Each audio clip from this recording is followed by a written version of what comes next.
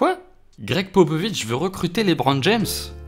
Greg Popovich veut recruter LeBron James. Ça me fait penser à un truc dont je vous parle depuis un moment, ça. Bonjour à toutes, bonjour à tous et bienvenue sur la chaîne du débrief sportif. On se retrouve une nouvelle fois pour parler basket. On va pas parler playoff cette fois-ci parce que ça y est, c'est terminé. La purge des finales est terminée. Je suis un peu dur en disant la purge, mais il y a eu un seul vrai match. Et après, évidemment, le Game 3 était un peu intéressant, mais globalement... c'était quand même pas foufou. D'ailleurs, vous avez vu, je vous ai pas fait de vidéo pour le match 4, tout simplement, comme j'ai pu vous le dire sur Twitter, parce que j'avais l'impression que je me serais répété sur ce que j'avais pu dire avant. Bref, peu importe. De quoi on va parler aujourd'hui? On va vous parler de LeBron James et d'un possible transfert, ou plutôt d'une possible signature au San Antonio Spurs. Oui, parce que ce projet m'intéresse. Pourquoi? Parce que je pense sincèrement que les Spurs sont la meilleure solution pour LeBron James. D'un, ce serait une équipe qui pourrait lui permettre d'obtenir un titre dès l'année prochaine, d'être compétitif pour le titre sans pour autant avoir l'impression de le chercher à tout prix. Et de 2, à 33 ans, ça lui permettrait de remettre en question son jeu et sa façon de jouer, et de jouer pour le fameux Greg Popovich que LeBron James dit tant admirer à tour de bras et tout le temps. Dans cette vidéo, qui va être un petit peu différente de ce qu'on a pu faire par le passé, je vais essayer de vous montrer comment LeBron James s'inscrirait dans le collectif des Cavs. D'abord, on va regarder un petit peu des stats avancées pour voir comment se passe le jeu des Spurs et comment pourrait se passer le jeu des Spurs avec LeBron James, et après on prendra des vidéos, on fera des analyses à l'appui de l'attaque et de la défense pour voir ce qui changerait dans le jeu de LeBron et ce qui changerait dans le jeu des Spurs, mais surtout pour voir comment ces deux entités pourraient se réunir et former un tout très séduisant. Juste avant qu'on commence, je tenais à vous remercier pour tous les commentaires que vous avez pu mettre en vidéo la dernière fois et pour tous les likes que vous avez pu mettre. Si vous voulez soutenir la chaîne, c'est le mieux que vous puissiez faire, et puis j'essaye de vous proposer des contenus un petit peu différents et celui-ci en est un.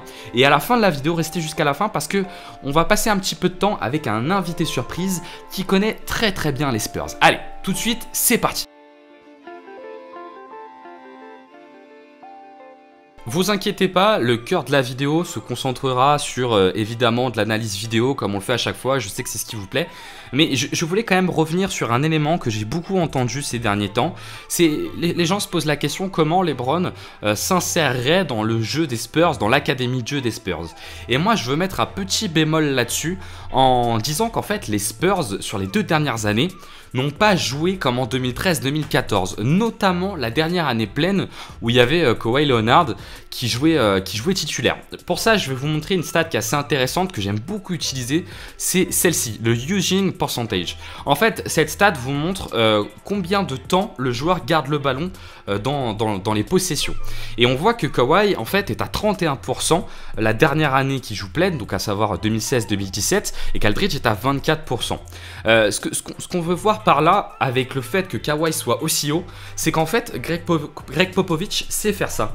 Il sait adapter son jeu à ce que lui proposent ses joueurs. Et si parfois il faut avoir du jeu un peu plus individuel, il sait le mettre en place. Et c'est exactement ce qu'il avait fait lors de cette année en donnant énormément la gonfle à Kawhi. Si vous voulez vraiment vous prouver de ça, regardez. Donc le using percentage de Kawhi est à 31,1% et celui de LeBron James cette saison était à 31,6%. Alors, petite précision quand même, en playoff, le pourcentage de LeBron a eu tendance à monter. Je ne sais pas si je peux vous le trouver ici, voilà, le playoff, voilà, pourcentage, il est monté à 35, ce qui est quand même assez élevé, 35. Mais quoi qu'il en soit, LeBron a quand même une utilisation du ballon qui n'est pas beaucoup plus énorme que celle que peut avoir quelqu'un comme Kawhi Leonard, et ça peut être vraiment intéressant dans l'utilisation du ballon et dans ce qu'en fera Popovich. C'est-à-dire qu'il ne faut pas s'attendre, si LeBron James vient aux Spurs, à avoir les Spurs de Popovich de 2013-2014 qui avaient un jeu très léché. À cette époque-là, Kawhi avait beaucoup moins le ballon. Là, il y aura quand même plus d'isolation. Par contre, après, je vais vous montrer en vidéo comment se passeront ces isolations et pourquoi ça pourrait quand même mettre à profit le jeu de LeBron. Deuxième élément qui me paraît très intéressant à regarder, c'est le pourcentage d'assists que peut faire LeBron James dans un match. Il est à 44%. Si on regarde celui des Spurs, celui qui a le plus haut pourcentage d'assists dans un match, vous voyez, c'est Tony Parker en 2016-2017, qui était le meilleur de jeu, mais à 28%. Et c'est là qu'on confirme quand même même l'idée et l'envie de se passer la balle côté Spurs. Et effectivement, elle est effective cette envie de se passer la balle.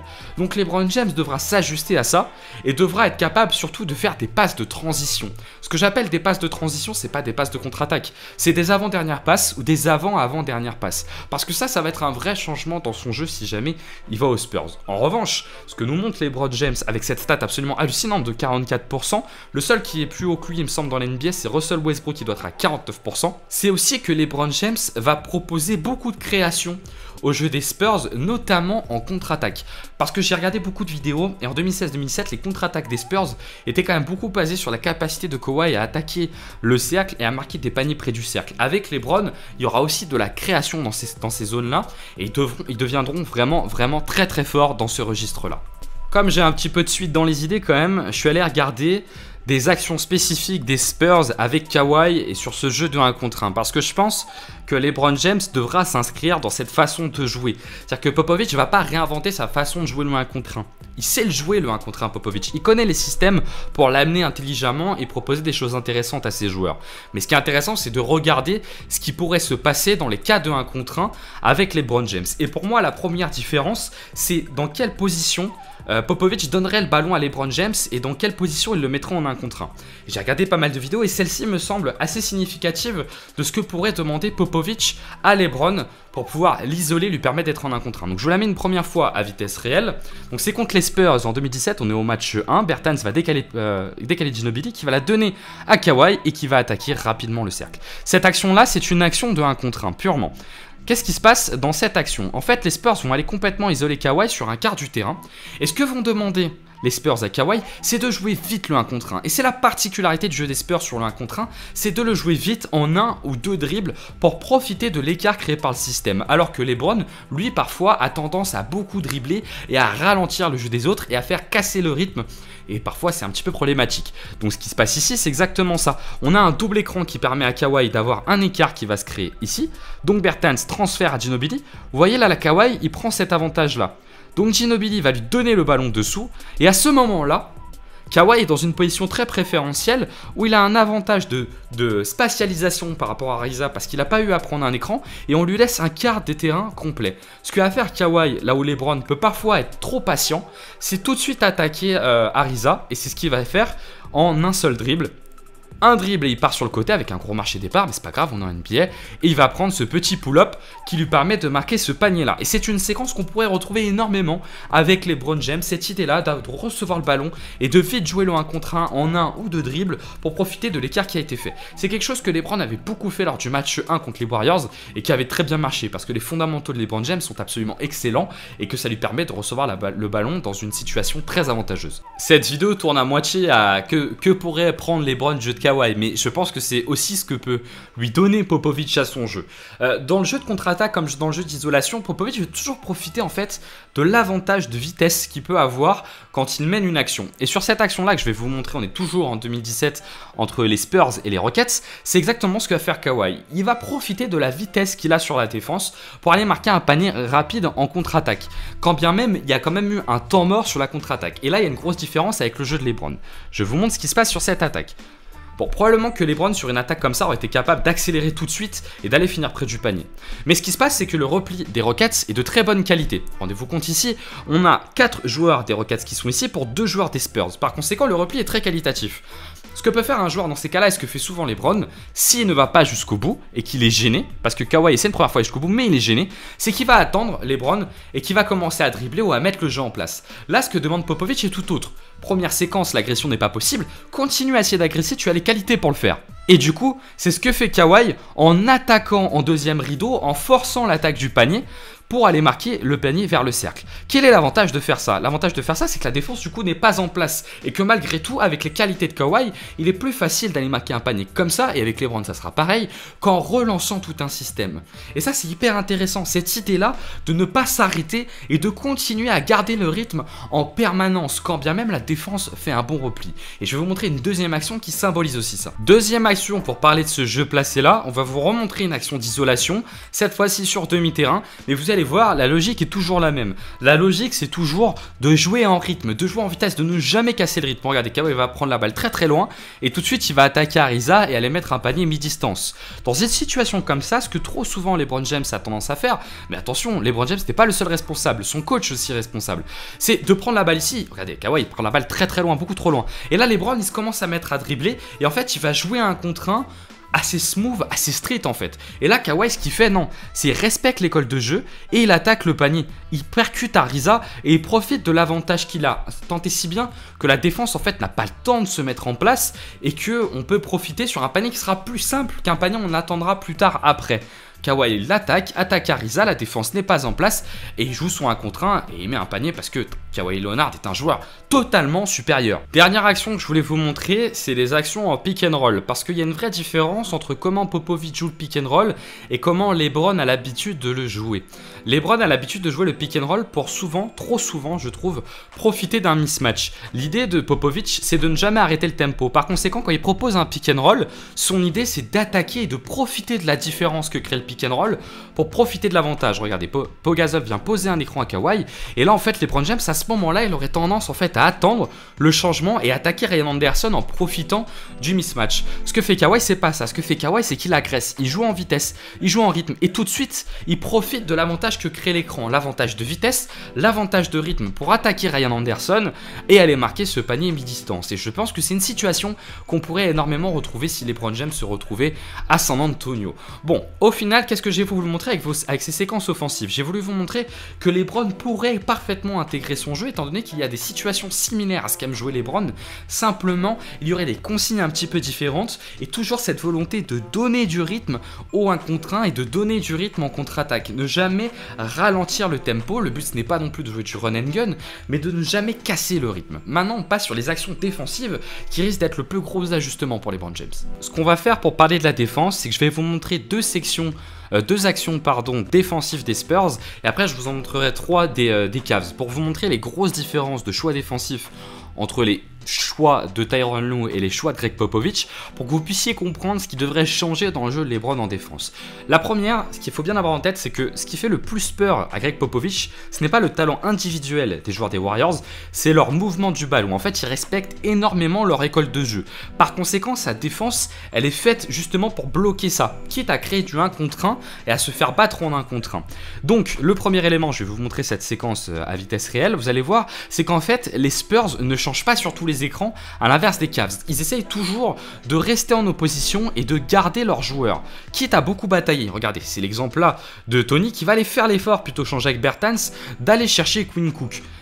David West va le chercher, attaque du panier, et là l'aide elle est faible. Il y a une petite aide de Bertans parce que c'est Livingston et que ce n'est pas Curry. Mais l'aide est assez faible, on va un petit peu venir fermer sur Quinn Cook, mais tout de suite Manu Ginobili va surtout essayer d'aller chercher Draymond Green pour bloquer le mouvement du ballon des Warriors. Alors Draymond Green va quand même réussir à aller marquer le panier, mais on voit bien sur cette séquence la volonté des Spurs de garder le duel. Le but c'est de tenir le duel, ce que j'ai tant pu reprocher aux Cavs de ne pas faire, de ne pas tenir le duel en préférant changer en permanence. Ça les Spurs le font tout le temps, ils essayent toujours de tenir le duel pour pas se faire battre sur le ball movement des Warriors. Deuxième action où on voit parfaitement l'idée des Spurs de laisser le 1 contre 1 et de ne pas proposer du mouvement de ballon. C'est une fin de carton pour les Warriors et San Antonio se retrouve avec Rudy Gay en défense sur Kevin Durant.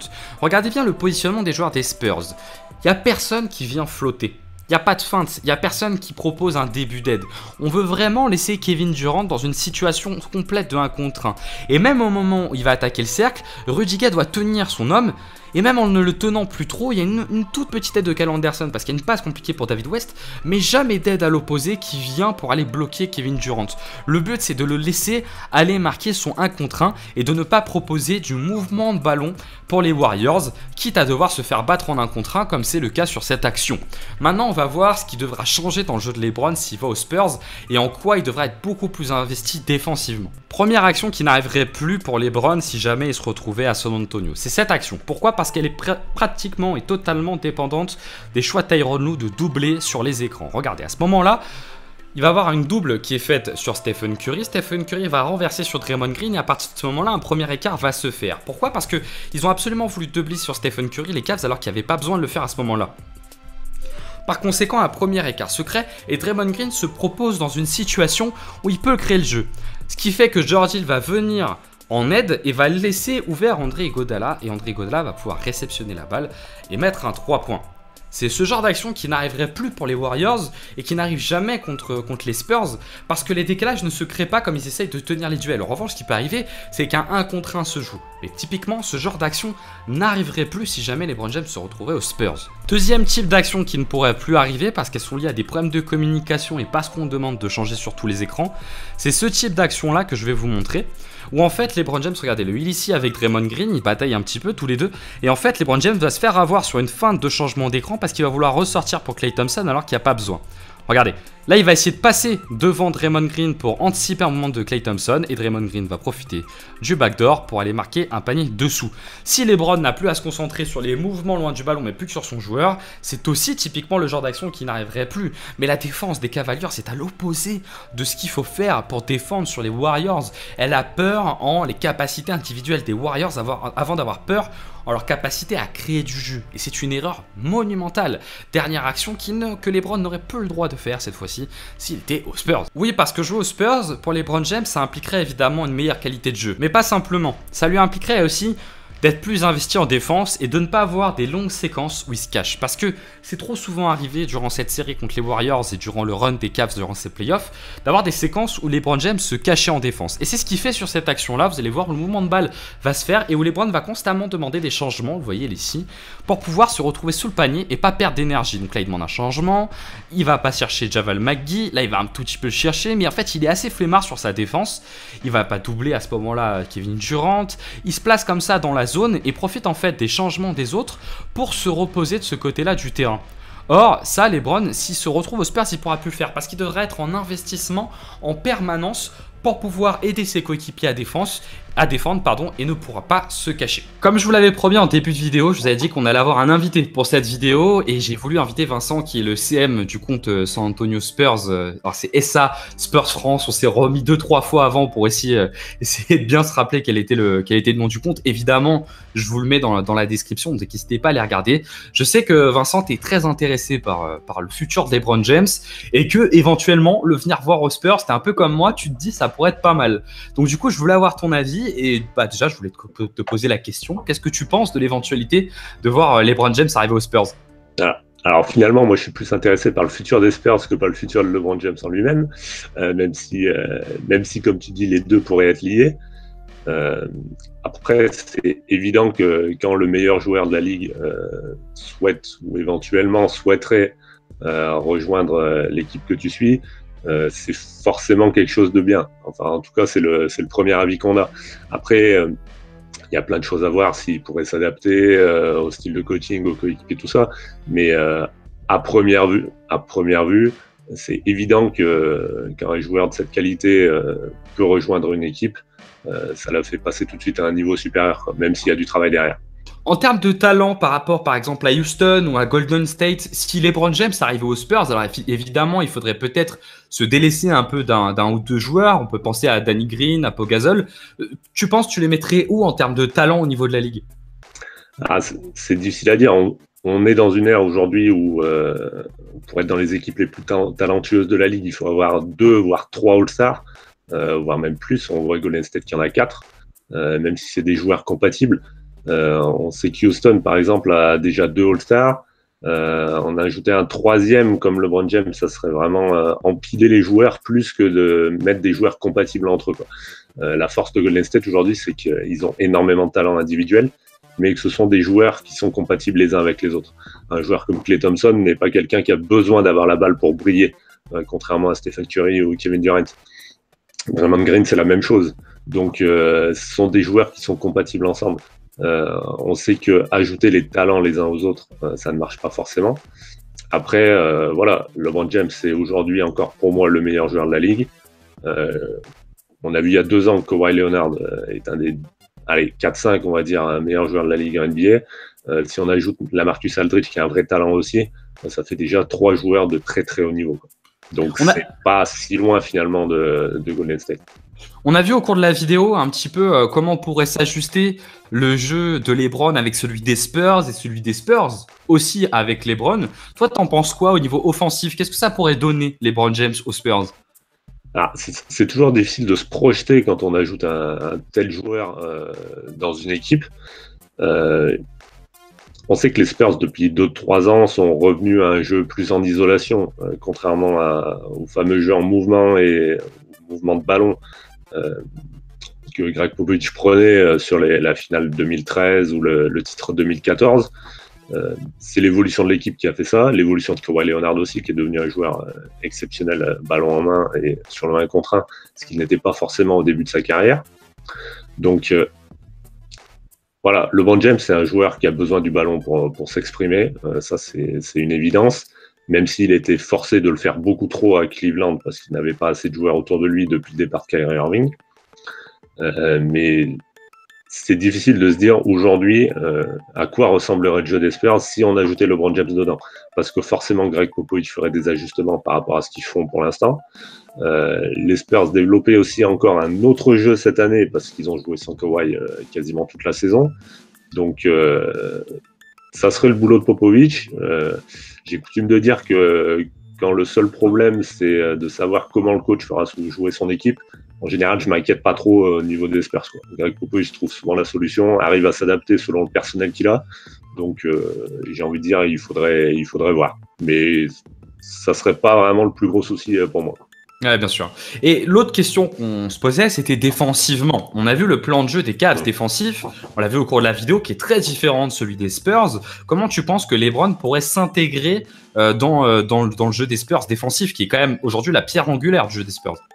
Alors, la première chose qu'on peut dire, c'est que LeBron James avait un tel poids offensif sur ses épaules que défensivement, il n'était pas toujours dans l'effort. On l'a vu en playoff. Alors, est-ce que c'était de la fatigue ou le fait qu'il savait qu'il fallait qu'il garde des forces pour l'attaque durant tout le match? Parce que c'était ça, on l'a vu 2-3 fois être un peu feignant. Là, il serait à côté d'un joueur dont la défense est la priorité. Kawhi Leonard, c'est lui qui s'occuperait du meilleur joueur en face. Par exemple, là, la finale contre Golden State, des fois on se disait sur qui va défendre LeBron, est-ce qu'il va défendre sur Kevin Durant, est-ce qu'il peut défendre sur Stephen Curry, il en est capable. Mais le problème, c'est que courir après Curry pendant 45 minutes, c'est beaucoup trop fatigant pour un seul joueur, surtout un seul joueur qui doit aussi porter son équipe de l'autre côté du terrain.